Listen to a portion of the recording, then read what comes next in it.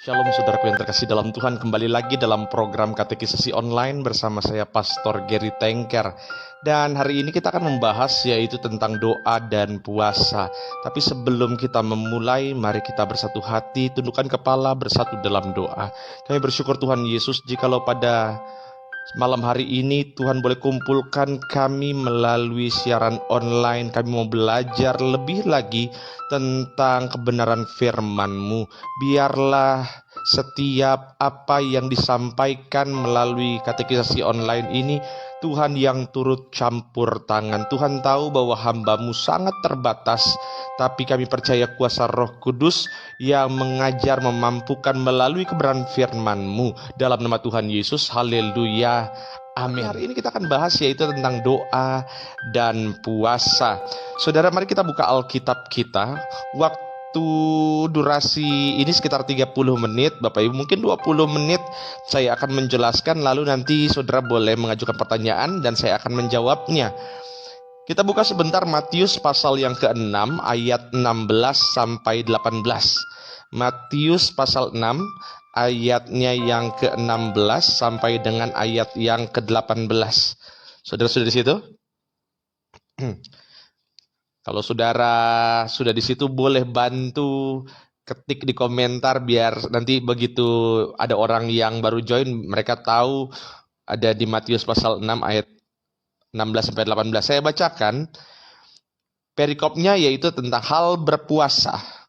Tuhan Yesus bilang begini, dan apabila kamu berpuasa, janganlah muram mukamu seperti orang munafik.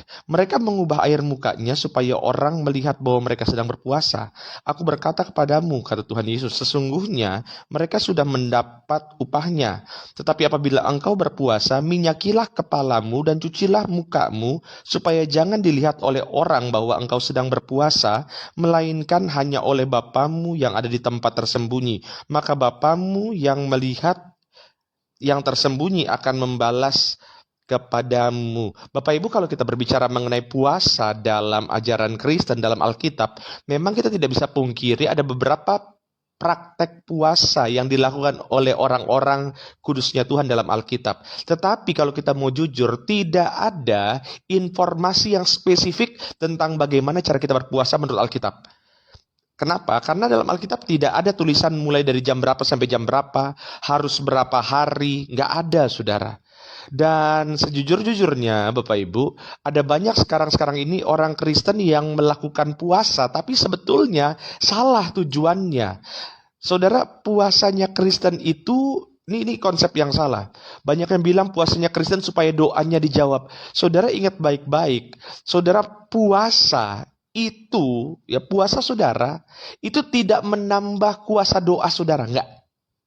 Ya, saya ulang. Puasa kita tidak menambah kuasa doa kita.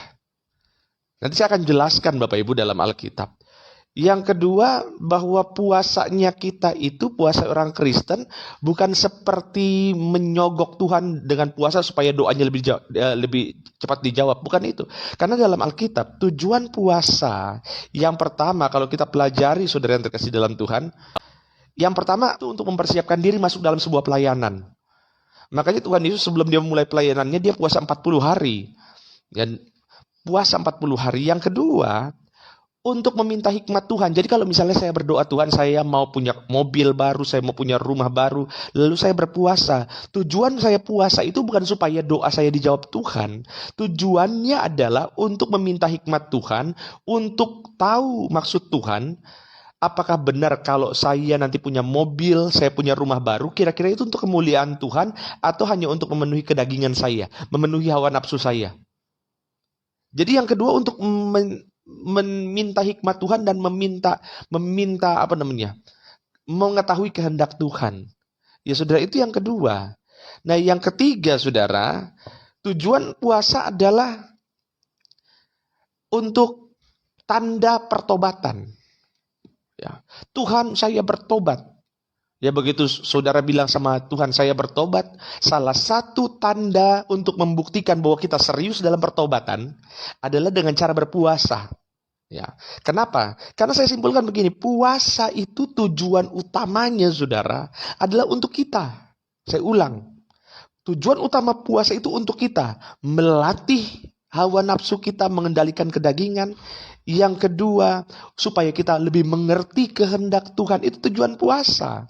Jadi saya kurang sependapat. Saya nggak bilang pendapat ini salah, tapi saya kurang sependapat. Kalau misalnya ada orang bilang saya puasa, semakin banyak saya puasa, kuasa saya semakin nyata, kuasa saya semakin kuat, doa saya semakin berkuasa. Ini konsep yang kurang tepat, Bapak Ibu yang terkasih dalam Tuhan. Karena kalau saudara lihat dalam Alkitab, Musa contohnya, Musa ketika dia naik ke Gunung Sinai, dia berjumpa dengan Tuhan di Gunung Sinai, dia alami kemuliaan Tuhan, dia berjumpa dengan Tuhan selama 40 hari, 40 malam, saking indahnya hadirat Tuhan, sampai-sampai 40 hari, 40 malam, lupa makan, lupa minum. Sampai saya suruh nangkep, itu Musa. Jadi dia benar-benar mengalami hadirat Tuhan, rasakan hadirat Tuhan, sampai-sampai 40 hari, tidak makan, tidak minum. Bukan dibalik, saya nggak makan, nggak minum supaya saya merasakan hadirat Tuhan. Bukan, jangan kebalik saudara. Karena puasa tujuan utamanya untuk kita. Gitu ya. Nah, setelah kita bisa mengontrol kedagingan, baru kita berdoa. Doa ini ditujukan pada Tuhan. Gitu ya. Dengan berpuasa kita menundukkan kedagingan-kedagingan kita. Nah, sekarang kita bahas Bapak Ibu, kalau gitu bentuk puasa seperti apa? Saudara, sebetulnya kalau puasa itu kan tergantung komitmen kita. Saudara mau puasa yang bentuknya seperti apa? Yang paling banyak dilakukan adalah puasa tidak makan, tidak minum. Itu puasa yang pertama. Musa tidak makan, tidak minum. Ya, ada banyak contohnya yang tidak makan, tidak minum. Yang kedua itu puasa makan saja. Maksudnya puasa dia pantang makanan, nggak makan, tapi tetap minum. Ya, tetap minum. Tapi saya kan sering bilang Bapak Ibu, ya kalau minum ya minumnya air putih. Lah kalau saudara puasa minumnya jus alpukat, jus jeruk. Saudara harus bisa bedakan mana puasa, mana program diet. Gitu ya. Nah, yang ketiga, ada yang dilakukan seperti Sadrak, Mesak, dan Abednego, yaitu puasa di mana dia berpantang terhadap makanan tertentu. Misalkan Sadrak, Mesak, Abednego, mereka berpantang terhadap makanan yang daging, mereka hanya makan sayur-sayuran. Nah, puasa Daniel itu bisa kita lakukan dengan cara berpantangan dari sesuatu yang kita sangat suka. Ya. Nah, biasanya orang-orang Katolik itu melakukan puasa Daniel di hari sebelum Paskah. Jadi mereka karena mereka suka makan daging, mereka puasanya tidak makan daging. Nah, itu bisa dilakukan. Nah, muncul pertanyaan waktu itu, ada yang tanya sama saya, "Pak, saya mau melakukan puasa berpantang. Saya selama ini kan makannya nasi, berarti saya doyan nasi, Pak. Berarti saya boleh nggak puasa tidak makan nasi?" Ya boleh-boleh saja, nggak jadi masalah. "Pak, saya berpantang untuk tidak makan makanan enak. Jadi saya tidak makan yang semua pakai garam dan semua pakai vetsin." Ya saudara, ya bebas-bebas saja gitu kan. Cuma kalau misalnya saudara tidak pakai vetsin, tidak pakai garam, tapi makannya daging 2 kilo per hari, ya sama juga bohong gitu kan. Nah artinya itu program puasa yang ketiga, yaitu berpantang terhadap makanan tertentu. Ya saudara. Yang keempat itu puasa yang pernah dilakukan sama Ayub. Ayub itu puasanya nggak ngomong. Itu juga termasuk dalam bentuk puasa, saudara. Yang nggak ngomong. Nah, itu kalau kita berbicara mengenai puasa. Alkitab sendiri sejujur-jujurnya tidak mewajibkan orang Kristen puasa. Karena sekali lagi, puasa itu adalah latihan untuk orang Kristen, untuk kitanya. Untuk kita. Nah, jadi itu kalau kita berbicara mengenai puasa. Nah sekarang pertanyaannya gimana caranya? Kita ngomongin jamnya dulu ya Bapak Ibu. Alkitab memang tidak bahas tentang jamnya. Tapi ini saya sharing dari pengalaman saya. Saya sama istri itu biasa puasa dari jam makan malam terakhir jam 9 malam atau jam 10 malam. Puasa nonstop sampai nanti jam 6 sore. Jadi kurang lebih antara 21 jam sampai 20 jam sampai 21 jam. Bebas-bebas saja. Ya, Pak boleh nggak saya nggak kuat dari misalnya dari jam 10 malam sampai jam 1 siang. Ya boleh sih saudara, boleh-boleh aja. Ya Cuma kalau saudara udah dewasa, ya saran saya saudara ya lebihin dikit lah. Karena kalau puasa dari jam 10 malam sampai jam 1 siang, ya menurut saya itu bukan puasa, itu cuma cuma terlambat sarapan. Ya tapi sekali lagi komitmen, karena saya tidak bisa menilai, Tuhan kok yang menilai gitu kan. Tapi untuk menunjukkan keseriusan kita. Nah jadi kalau jam Bapak Ibu boleh-boleh saja gitu ya, sampai jam 12 siang. Kemarin saya sedang latih anak saya yang paling besar untuk puasa. Lalu dia puasa sama seperti kita biasa jam 9 malam sampai jam 10 malam. Dia puasa, kemarin dia berbuka puasanya kalau nggak salah di jam 2, jam 2 siang. Ya, saya bilang ya puasa itu untuk melatih kita, melatih. Gitu ya Bapak Ibu. Lalu pertanyaannya, hari apa yang paling bagus untuk puasa? Semua hari di hadapan Tuhan itu baik untuk puasa. Cuma Bapak Ibu, saya sendiri bersama keluarga, dan saya kemarin khotbah juga, saya ajak jemaat yang ikut sesi saya khotbah, saya bilang begini, saya biasanya puasanya itu antara hari kenaikan Tuhan Yesus sampai dengan hari turunnya Roh Kudus. Hari kenaikan Tuhan Yesus itu hari ke-40, hari kenaikan Tuhan hari turunnya Roh Kudus itu hari ke-50. Jadi total 10 hari puasa. Ya saudara. Ya tapi saudara nggak harus ikut dengan kebiasaan saya. Saudara bisa puasa kapan saja. Tapi saran saya, saudara boleh pilih kapanpun mau puasa. Gitu ya. Cuma kalau misalkan saudara, saya sarankan ya jangan puasa di hari Natal lah. Ya saudara. Ya puasa hari Natal, tahun baru janganlah. Itu kan hari perayaan. Gitu ya Bapak Ibu. Nah jadi itu puasa. Nah sekarang bagaimana cara melakukan puasa? Yang pertama saudara, ketika saudara memulai puasa, saudara doa dulu sama Tuhan dan buat komitmen. Apa yang saudara harus komitmenkan sama Tuhan? Yang pertama, bentuk puasanya. Saudara mau puasa yang kayak gimana? Puasa nggak makan nggak minum? Puasa makan saja? Puasa pantangan? Puasa tidak bicara? Saudara komitmen dulu sama Tuhan. Yang kedua, saudara ngomong sama Tuhan, Tuhan saya mau berpuasa berapa jam? Komitmen di situ. Ya. Sudah komitmen, ya baru lakukan puasa. Nah, nanti kalau puasanya sudah selesai, udah waktunya selesai puasa, saudara tolong jangan dirapel makanannya. Karena tadi siang nggak makan, sarapan juga nggak makan, lalu pas makan malam saudara rapel semua, sarapan di situ, makan siang di situ, plus makan malam di situ. Ya saudara, normal-normal aja seperti biasa. Gitu ya, jangan rapel makanan semua ditumpuk di situ, jangan. Ya saudara. Jadi itu yang kita bicarakan tentang puasa. Sekali lagi, puasa itu fungsinya, tujuan utamanya adalah untuk kita melatih ke diri kita, menundukkan kedagingan kita, dan supaya kita mengerti kehendak Bapa, mengerti kehendak Tuhan. Saudara, ngomong-ngomong, nanti kalau mau ada yang mau ditanyakan, saudara silakan kirim pertanyaan di kolom komentar, saya akan langsung jawab. Ya saudara yang terkasih dalam Tuhan. Nah itu kalau kita berbicara mengenai puasa. Ya, nah saudara, puasa sendiri harusnya itu memang diisi dengan pujian penyembahan kepada Tuhan. Ya, saudara, jadi kalau saudara begini, saya puasa, misalkan puasa jam 9 malam sampai dengan jam berapa, jam 6 sore. Lalu supaya saudara menghindari banyak tantangan, akhirnya saudara bangun jam 9 malam mulai, terus tidur bangunnya jam 12 siang, habis bangun tidur karena bilang belum waktunya, saudara tidur lagi sampai jam 6 sore, dengan harapan enggak supaya nanti lancar-lancar aja, nggak ada tantangan. Ya saudara, itu bukan puasa. Saudara, justru kalau saudara puasa, saudara melakukan aktivitas normal biasa. Begitu ya, tentu saja saudara ya puasanya ya hindari juga aktivitas fisik yang terlalu berat. Ya. Nah, jadi biasa-biasa saja saudara, isi dengan pujian, penyembahan. Kemarin ada yang tanya, Pak Pendeta boleh nggak kalau lagi puasa saya buka Facebook dan nonton YouTube? Karena biasanya kalau buka Facebook dan nonton YouTube, nanti saya akan ketemu sama video yang aneh-aneh. Lah saudara, kalau saudara gini loh, semua sosial media itu ada unsur yang aneh-aneh memang.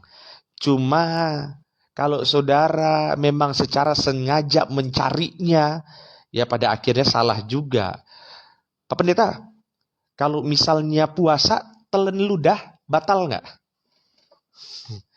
Ya, karena ada yang tanya itu bener. Kalau telan ludah batal nggak? Kalau misalnya gigit pulpen gitu di lidah batal nggak? Bapak Ibu, gini loh. Segala sesuatu, saudara telan ludah ya nggak batal, nggak batal. Kenapa? Karena saudara telan ludah. Apakah itu mengurangi rasa haus kita? Kan enggak.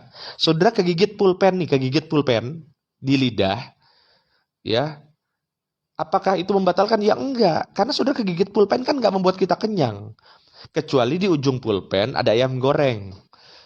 Gitu ya Bapak Ibu ya.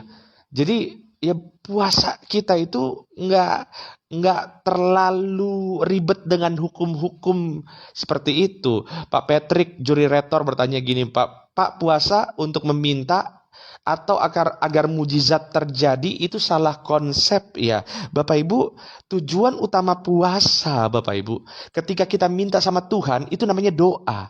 Nah, puasa itu tujuan utamanya, Saudara. Tujuan utama dari puasa itu adalah kita tanya sama Tuhan, Tuhan, saya sedang meminta ini, kira-kira ini yang saya minta ini itu sesuai dengan kehendak Tuhan atau enggak? Kalau ini bukan kehendak Tuhan, tolong matikan keinginan ini. Ya. Saya sedang berpuasa untuk supaya apa namanya? Anak saya bisa sembuh dari penyakit. Saudara berpuasa. Tujuannya bukan untuk minta mujizat. Tujuannya adalah untuk menunjukkan keseriusan bahwa saya berdoa sama Tuhan dan mengandalkan Tuhan sebagai satu-satunya jawaban doa saya. Jadi bukan salah konsep, bukan. Cuma memang kalau kita berbicara itu tujuannya yang harus diperbaiki. Nah gitu Pak Patrick. Nah itu kalau kita berbicara mengenai puasa. Sekali lagi Tuhan Yesus tidak mewajibkan kita puasa. Ya tidak ada kewajiban bahwa kamu harus berpuasa supaya kamu nanti bisa masuk surga dan lain-lain. Enggak, karena puasa itu adalah untuk kita.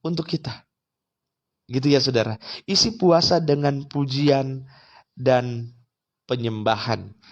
Nah, ada Pak Oshu tadi sempat bertanya, dibilang begini, Pak kalau misalnya saya puasa, lalu ada orang yang tawarin makanan, gimana cara menolaknya? Ya saudara tolak aja baik-baik. Perlu nggak kalau misalnya saya kasih tahu, boleh nggak saya kasih tahu, mohon maaf, saya nggak terima makanan karena saya puasa, itu dosa nggak? Jawabannya nggak dosa, enggak saudara.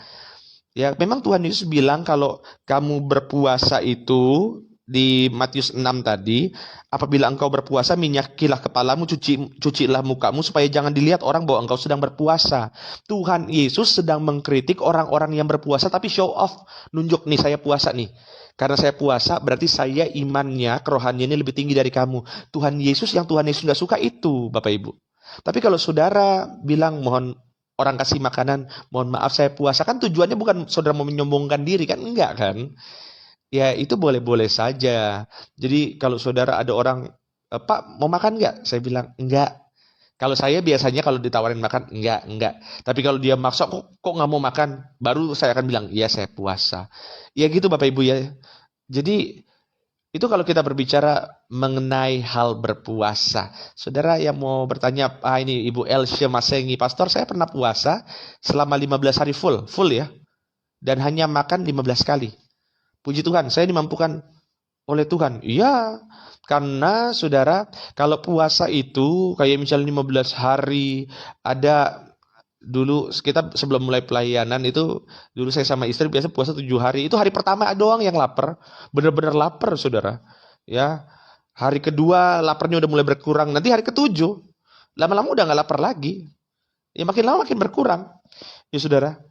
Ya, cuma memang biasanya kalau awal-awal saudara yang belum pernah puasa, tapi dan baru memulai latihan puasa, itu nggak tahu kenapa saudara ketika puasa itu indera penciuman itu tajam sekali. Ya saudara kalau belum pernah berpuasa, pas lagi puasa itu tiba-tiba saudara nggak tahu aroma dari mana, tiba-tiba ada aroma ayam goreng tercium. Padahal nggak ada yang masak ayam goreng. Ya bisa begitu saudara. Ya, tapi puasa itu latihan, harus dilatih. Ini ada yang bertanya ini sebentar. Pak Pendeta Gary Tengker, saya suka melaksanakan puasa dari jam 10 malam sampai jam 6 sore. Sama berarti Bu Joyce ya. Puji Tuhan Yesus. Dan yang ingin saya tanyakan, apakah di saat buka saya makan ayam atau ikan berarti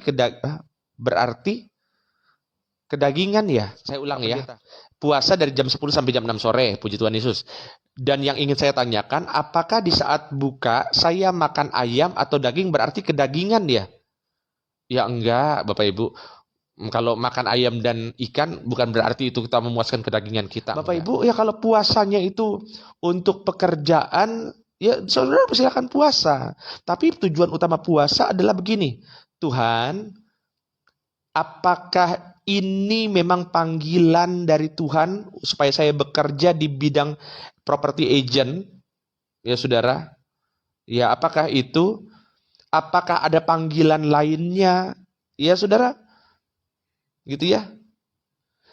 Dan Tuhan, biarlah melalui pekerjaan ini saya berpuasa untuk membuktikan iman saya bahwa Engkaulah sumber dari segala berkat. Jadi tujuannya harus dirubah Bapak Ibu. Puasa itu bukan untuk nyogok Tuhan. Tuhan, kalau saya nggak dijawab doanya, saya mogok makan. Saya tambahin di 10 hari. Ya. Tuhan, kalau doa saya puasa nih, supaya doa saya lebih powerful.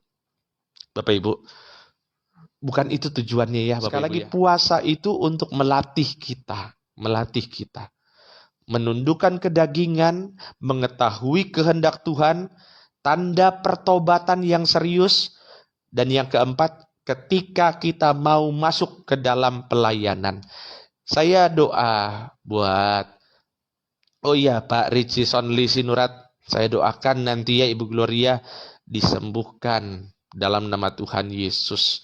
Ya, baik Bapak Ibu yang terkasih, kalau misalnya nanti ada mau minta dukungan doa, boleh kirim di Facebook Messenger. Tapi sekali lagi saya minta maaf kalau misalnya saya jawabnya agak lama.